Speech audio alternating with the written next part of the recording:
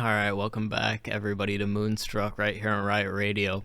And today we're going to be discussing somewhat of a continuation of last week's episode where we discussed singularities. But in this episode, we're going to be touching mainly on wormholes. But just to revisit a little bit of what we talked about last week about black holes, these are a very similar phenomenon to wormholes. And wormholes are a hypothetical or theoretically proven solution of Einstein's equations, and black holes are actually proven. And we've seen like the first photographs of it actually captured in like the I would say the around 2007 to 2010 range. We've got some actually photographed images of black holes. So interestingly enough, it was around the same time that the LHC, the particle collider, went online. So we'll get into that maybe a bit later. But just to revisit our discussion around black holes last week, it's a region of very intense gravity in which space and time, this fabric which Einstein theorized, is being distorted. Almost like if you have a bowling ball on a mattress where everything will like basically be drawn in because the fabric is being bent inwards, right? So maybe a little a description here just on the board is not inappropriate in terms of elaborating on what this might look like. So if we can think of, like, in this diagram anyway, normal space-time as like this linear line here. So this is almost like flat space-time, which Einstein talked about.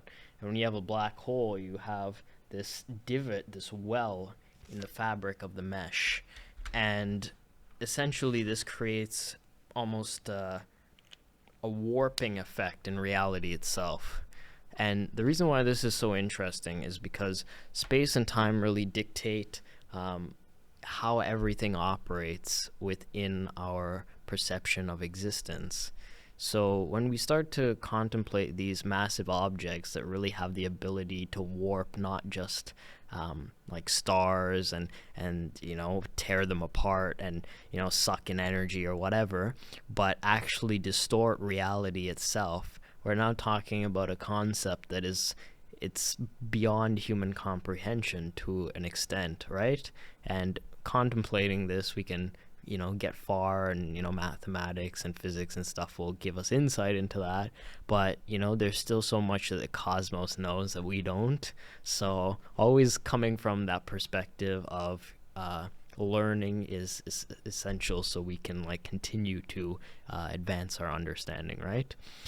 So yeah, basically, this well is created from an infinite point of density known as a singularity, and that's what's at the center of the black hole.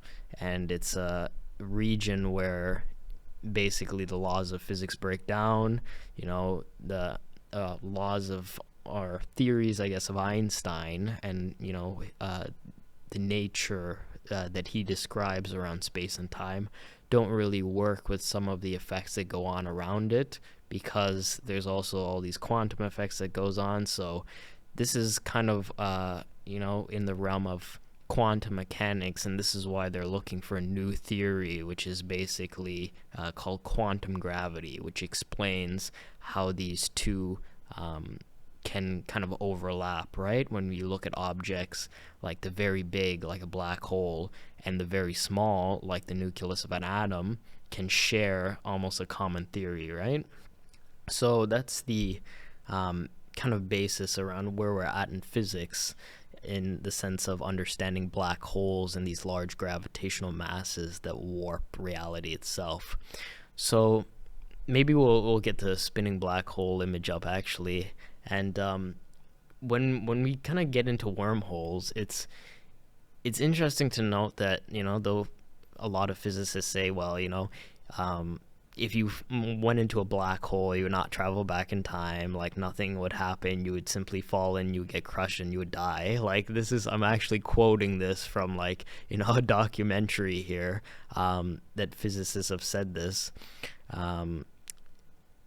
And the interesting thing is, though, that there are some hypotheses that suggest that certain black holes, if they were entered at a certain trajectory and they were of a certain rotational, I guess, aspect, like there's three different types of black holes. I'll just go over them quickly: spinning black holes, electric black holes, and spinning electric black holes.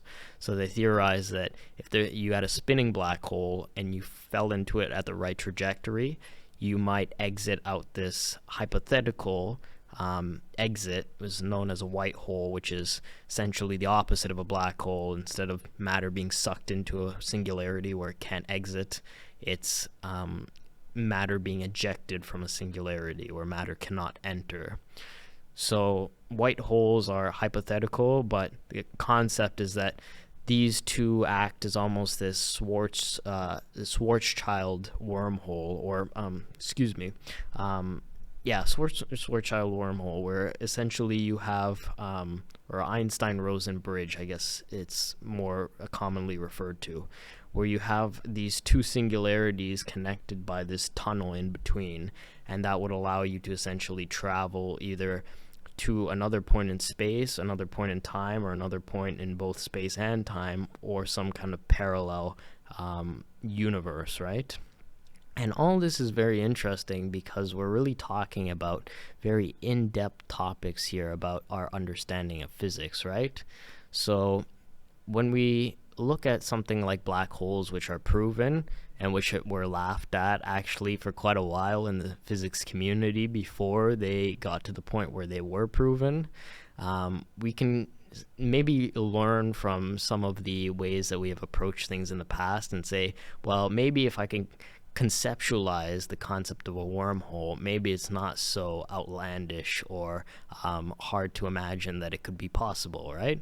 A lot of times in physics it's said that anything that can exist must exist somewhere out there, and I think part of that is that if you can simply imagine something, it's quite likely that it's real, right? Because you can imagine it, right? Everything in society that you see around us was once a aspect of human thought, which wasn't invented yet, right? So, and that's how planes were built. That's how pretty much your phone and everything was built, right? It was all existed as a concept once upon a time, right?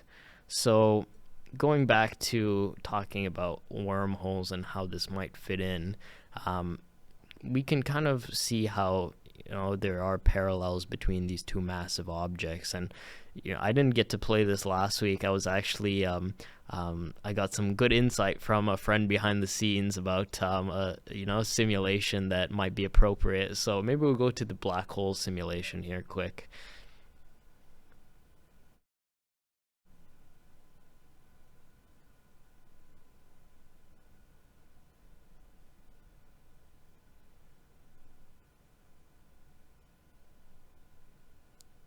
So there what you see is like the ring around the outside is what's known as the event horizon, and once you pass through that, that's a point of no return where not even light can escape. And that's why it's almost like you're falling into a void and then everything vanishes, right? And there's kind of some interesting stuff going on with the light, the aspects of light around this specific phenomenon, in which, like, as you approach the black hole, you have gravitational redshift where light loses energy, and then once you pass over the event horizon, all that energy blue shifts, and it's theorized that maybe all of time would pass by and you would see all of time at once, and then boom, you go into nothing. So in any case, that's the simulation of a black hole, to just give you a conceptualization of what that understanding is like compared to when we get into wormholes. And maybe we'll get the image number 2 up, actually. Just so this is essentially a wormhole, and you can see here, the I guess the mouth of the wormhole looks very similar to a black hole, right? And except you can see, of course, in the kind of space-time mesh on the other side, that it does connect to another point in space-time rather than just splitting off into a singularity. So again, this is theoretical. This is not proven. It's not proven that we can create wormholes. It's like theoretically proven by mathematics, and science says that it can exist, but we have not actually detected a wormhole in this sense, a space-time wormhole, that is.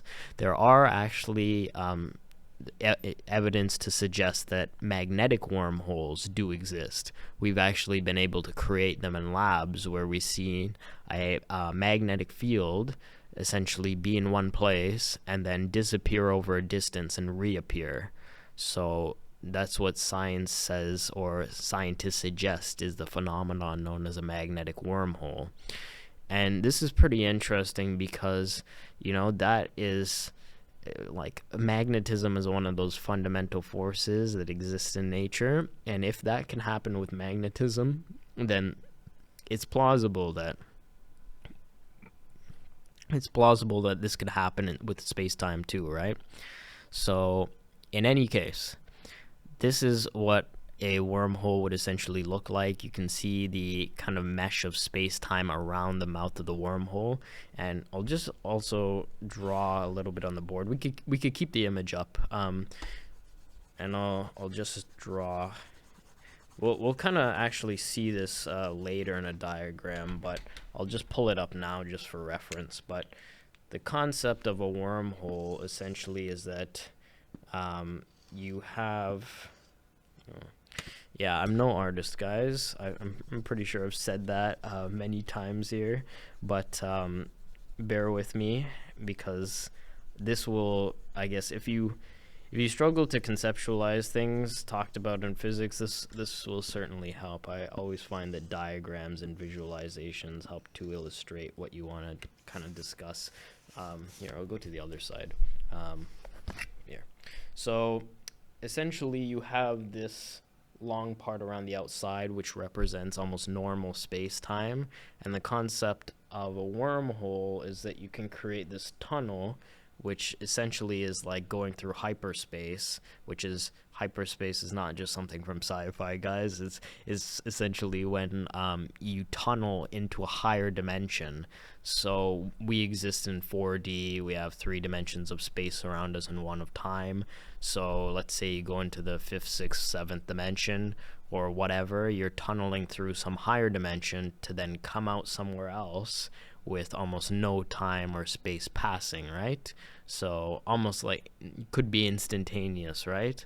Of course, we don't know what the experience would actually be like because nobody's ever been through a wormhole as far as we know.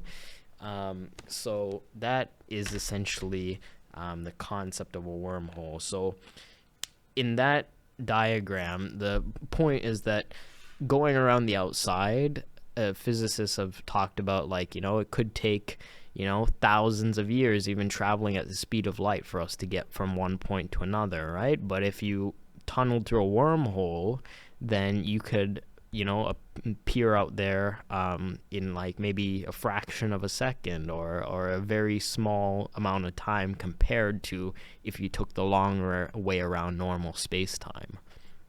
So I think part of this is kind of similar to human consciousness in a way where you can almost think of like, patterns, you repeat like habits and stuff like that. It's almost like when you think outside of that pattern, you go into almost like another dimension of thinking about something, right?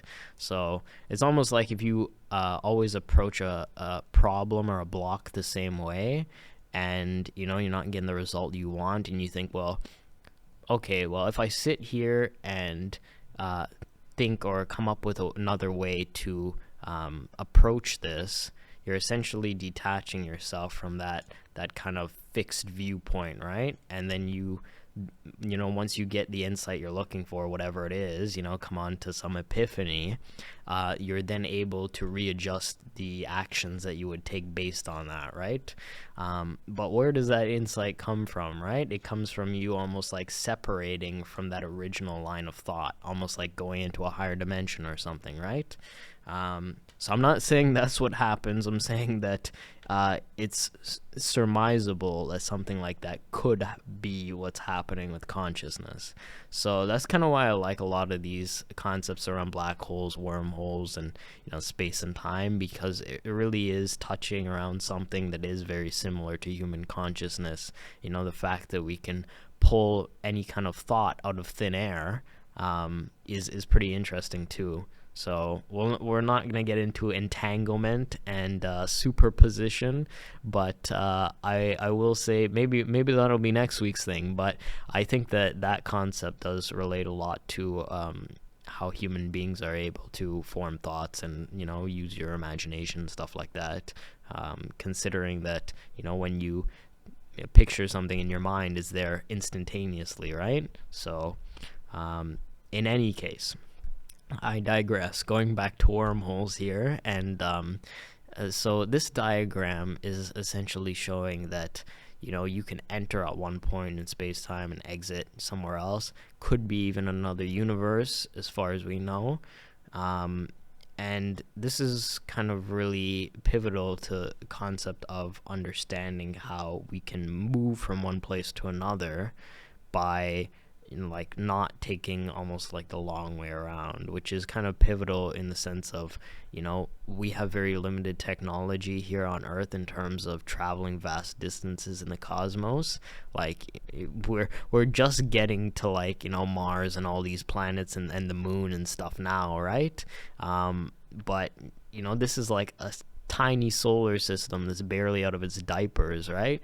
So if we ever want to go on like advanced voyages or explore space, even in a sense of us not physically traveling there, but sending probes or whatever to acquire information about the universe, then we need to be able to kind of adapt the way we would approach those missions, right? So a wormhole could actually be something that comes in handy if we could actually figure out how it works, right?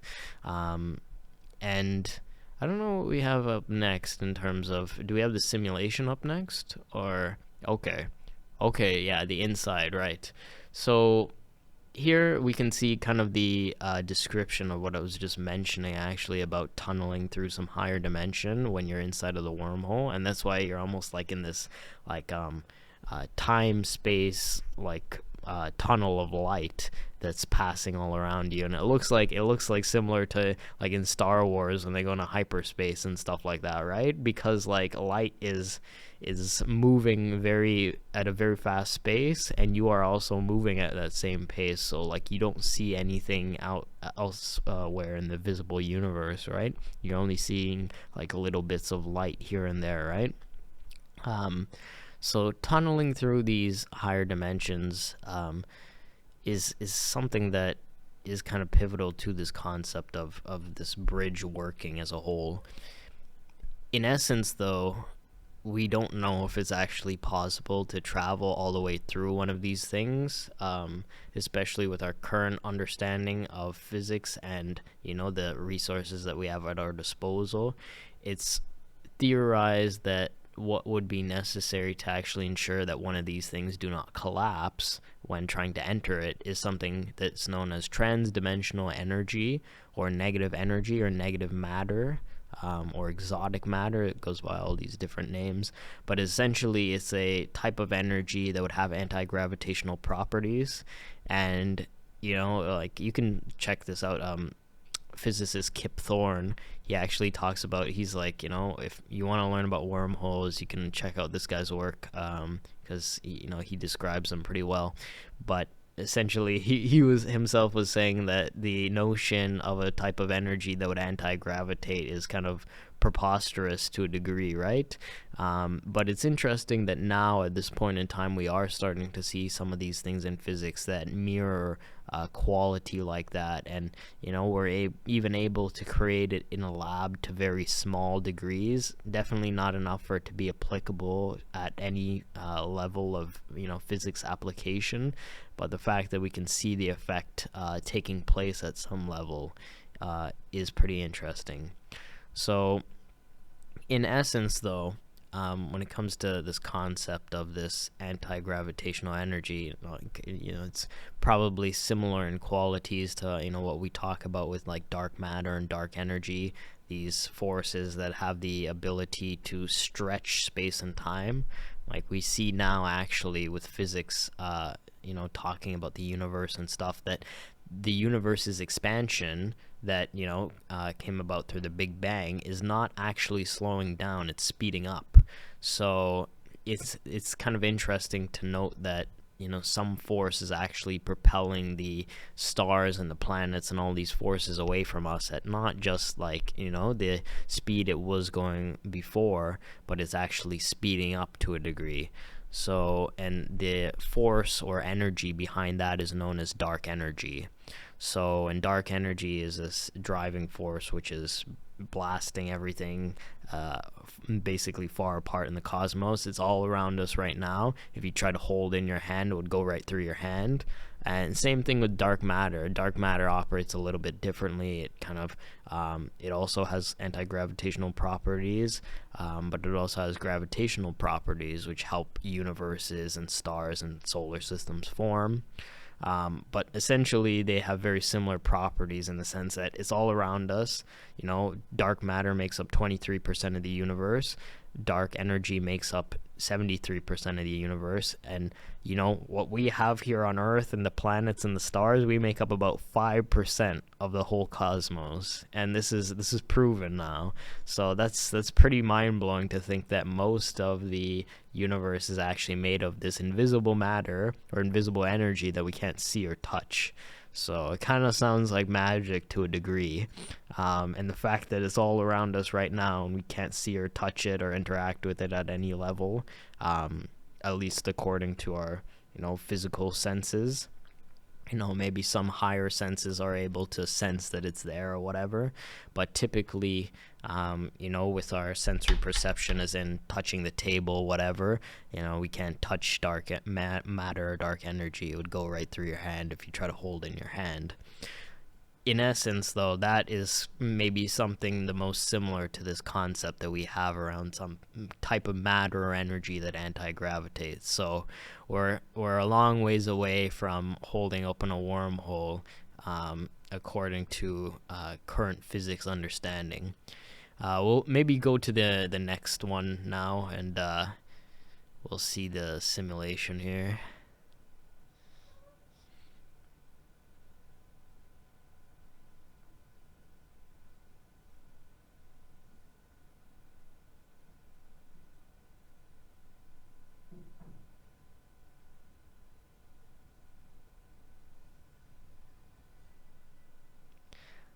So that was the simulation of the wormhole, and in essence, this is what it would be like to go through one of these things, right? According to, again, our understanding, because, again, we've never actually traveled through a wormhole. So one of the concepts around this about how we might, well, maybe pull up the next image, actually, about how we might go through one of these things or how we might create one of these things in the first place, is that there might be quantum wormholes all around us which are left over from the Big Bang, and all we need to do is blow them up so that we can pass through them. And when we kind of talk about a concept like that, it's, I don't know, it's very similar to what we talk like a concept that's similar in at least visual description to when we talk about something like virtual particles, these particle pairs popping into and out of existence all around us, which is why we can detect black holes, because if one of the two pieces of energy were to pass over the event horizon before it could recombine, then the black hole essentially has to give up an amount of energy, right? Because that energy is not actually a piece of the universe yet. It's it's almost like, think about borrowing against a bank account that has nothing in it. So, the bank might loan you like, $5 or whatever, or how much little amount of energy you need at the time, but it must go back and you're then again at zero, right? So it's the same kind of concept here when we're talking about virtual particles in a sense. So when the black hole takes half of that almost pair of energy, it needs to give back energy to the universe because the black hole is in almost energetic debt, as you would say, right? So, and then the black hole shrinks, and this is the radiation that we could detect around a black hole. So to offset this, the black hole needs to feed and consume matter so it can then offset this loss of mass, right? So this is pretty interesting because it kind of parallels in some ways this concept of these microscopic, or these, well, probably beyond microscopic, like wormholes or micro wormholes existing all around us that are leftover pieces of the Big Bang. So yeah, it's interesting. We see parallels with this to like cosmic strings and stuff like this. All these phenomenons that are left over from the Big Bang that, which we still don't have a full understanding of what that even was, right? Some people theorize, or some physicists theorize, that maybe a white hole played a part in the Big Bang being created, or maybe it was caused by the collision or separation of two universes. So we just don't know, right? So there's a lot in physics, especially around the big stuff, that we have incomplete input on, or incomplete or inconclusive evidence, right? So I think it's interesting though, because it keeps you wanting to learn and keeps you wanting to figure out the answers. It's almost like, if you know how the book's gonna end, like, why bother reading it, right? If you already know how the ending's gonna go, right? So, and a lot of the times when we talk about, like, for example, using a wormhole for time travel or backwards time travel, and we talk about, the famous phenomenon known as the grandfather paradox. If you were to go back in time and kill your grandfather, then you would not be born because your father would not be born, and thus you cannot go back in time in the first place. So this is, kind of related to this concept, Navier principle of self-consistency. So if you go back in time to change something, you end up becoming the causal factor of that event. Kind of like Terminator, So, and then there's, other theories that suggest that, going back in time to change something, creating some kind of temporal deviation like that, could lead to some kind of alternate continuum, right? So Back to the Future, right? Another example, right? So where you create almost this parallel stream in time where the events play out differently. So I was listening actually to another documentary just on time travel last night, and it was talking about that. Suggesting that if you went back in time to kill your grandfather, that you would essentially kill somebody who looks exactly like him but is not your grandfather, because you have created almost a parallel universe by participating in that event. So, and this is kind of where, alternate timelines or parallel realities and stuff kind of like all, come into being and kind of all clash together, right? So pretty interesting stuff, if I do say so myself. Like I know that this stuff is pretty fascinating to me because the cosmos holds so much information that we still don't know, and I think a lot of times here on Earth we think we know it all, but we don't really. And I think reminding ourselves of that by doing something as simple as like looking up at the stars and just being like, look at how these things just like, produce light, and just it looks so beautiful up in the night sky. And sometimes you just need to slow down and breathe the air and realize that the cosmos is it's a place of infinite exploration if you're only open to it, right? So, and though we can't maybe, interact with it in the sense that, we can, fly up there and touch it, well, maybe not in this form, maybe in your astral body you can do that, but in any case, that it is something that in some level you are able to interact with and you are able to engage with. And I don't know, that to me seems pretty interesting. In any case, with these various paradoxes, it kind of seems to suggest that the universe has certain almost almost laws within it that do not want to permit you from performing time travel. A lot of times they suggest that you can end up time traveling and then the time machine will be destroyed, or even before the time machine works or activates, it would be destroyed. And we can see this with wormholes, of course, as current physics understands it, where we don't have that we don't have that piece of energy, that trans-dimensional energy that we need to hold one open.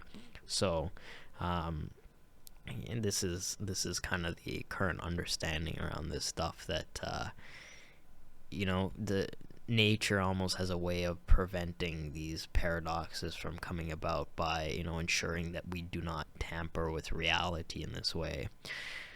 So that's kind of what we have so far around that stuff. And I'm gonna take a sip of water, actually.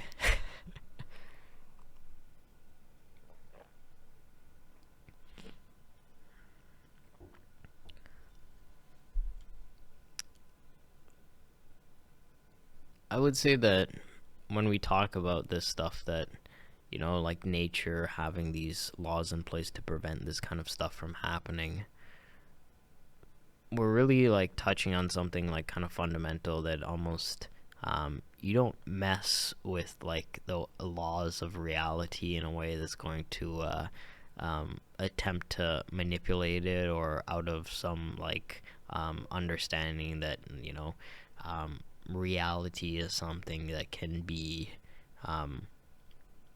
almost contorted to your own design out of ego and not some kind of higher perspective. Because I'm not saying that like backwards time travel or whatever can never happen, but I'm just saying typically the circumstances that one would perform time travel under would be like one that you can see the time machine blowing up with, right? So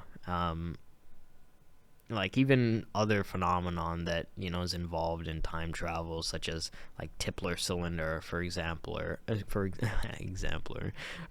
example. So a Tipler cylinder is like you have this basically cylinder in space, and if you were to circle back around it, this rotating cylinder, that you would travel back in time, but the problem with his theory was that I forget what the name of the theory is. It was something like time travel or spinning cylinders with the possibility of reality violation or causality violation or something like that. And he was basically saying it was a name that no one would catch on to unless you actually read them the paper. But essentially he found a problem with his theory, and that was that the cylinder would of course need to be an infinite cylinder, which is as difficult as creating a universe, which of course we cannot do. So he tried to see whether this could essentially be overcome, or the block could be navigated by essentially performing like it in a way where the cylinder could be of some like smaller scale or whatever. But he found that could potentially create a singularity, otherwise known as a black hole, in which you would get sucked in and you would die, and there would be no time travel at all happening. And similar in the same kind of documentary, I was listening to, another physicist had a concept around cosmic strings, which are another modality of time travel, in which if you had one of these one-dimensional strings that are left over from the Big Bang, that it could act as a way to backwards time travel, especially if you take two cosmic strings and you push them very close together. But again, what he found is that that energy could result in a singularity being created. So it's almost that every time that you try to perform time travel in some way, you would possibly open a black hole, and you'd get sucked in and you would die, and there would be no time travel, right? So it seems that the universe has various laws in place to prevent us from messing with time and causality at some fundamental level, right? And I think that in some ways this can be it can be assisting, ensuring that we don't blow ourselves up or anything, and we can calculate if this thing is going to form a singularity or not. In any case, that is kind of the concept around what we have with our current understanding of time travel, which of course is the main purpose that one would use it, a wormhole for, right? To either travel in space or time or jump to a parallel universe, right?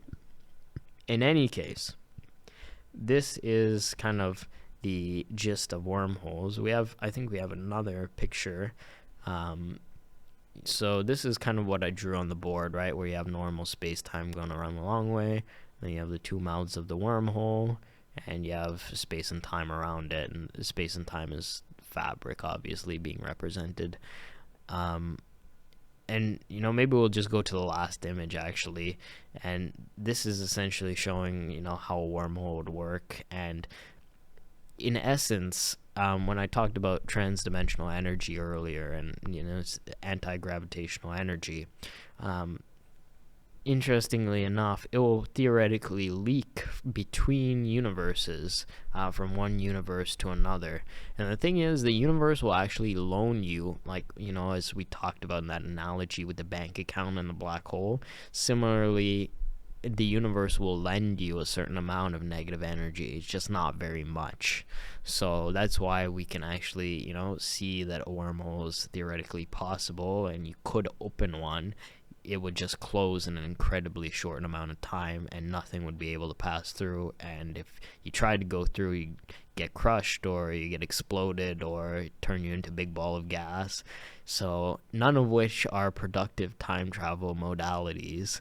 So essentially, with what we have now, time travel, in that regard, is not necessarily possible, right? Unless we could figure out what that missing piece of the equation is.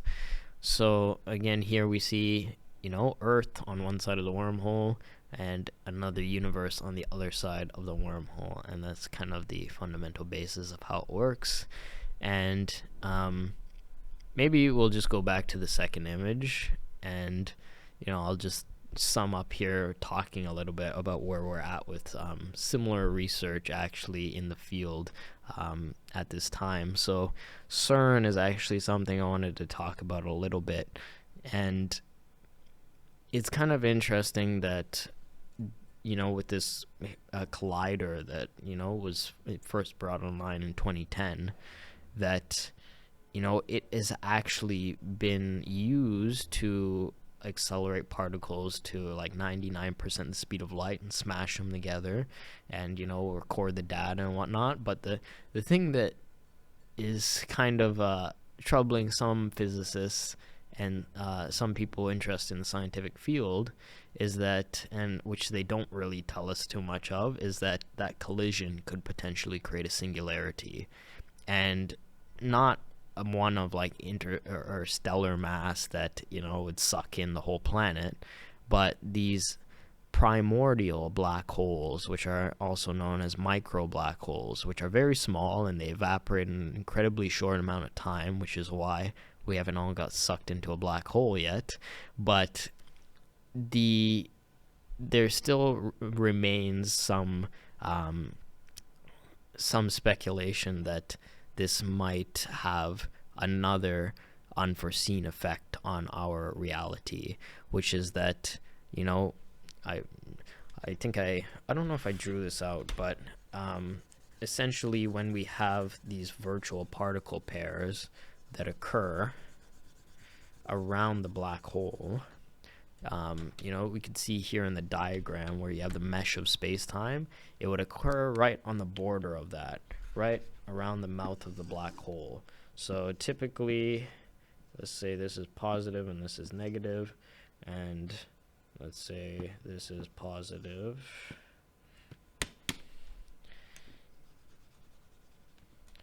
Let's say this is positive, and black hole would have to radiate away amount of energy. So this is essentially the type of particle pair that you would see here. With the black hole, you would see these theoretical particles called virtual particles popping into and out of existence all around the black hole and all around us right now. But around the border where, one could fall in, then the other has to be expelled as, radiation, or escapes into the physical universe, and the black hole has to give up energy. But this quantum effect that occurs when this happens is at a very fundamental level of reality, where various effects that cause deviations in reality can occur. So while we might not fall into a black hole and get sucked in and all die, along with the rest of the planet, what one person has theorized could happen, which is actually this kid genius, I guess quote unquote kid genius. He's regarded as such. I have not followed his work very extensively, but I have found some I guess truth in some of his theories that have been put forth. His name is Max Laughlin, and he has theorized that essentially this the collider has resulted in almost this parallel or mirror world being created in which we are now living in, which is not actually the original version of Earth that we were on. So, he says that this is the Mandela effect and whatnot. He doesn't go into much to the science of it, but after reading kind of his talk about how he explains the universe and this kind of holographic principle around how we view the universe, there is kind of some evidence to support that something like this could happen. So essentially, when you have black holes being created, and especially when you have a black hole created actually by itself, it creates almost this ripple in space-time, because of course we know black hole is a very dense object that creates a distortion in space and time.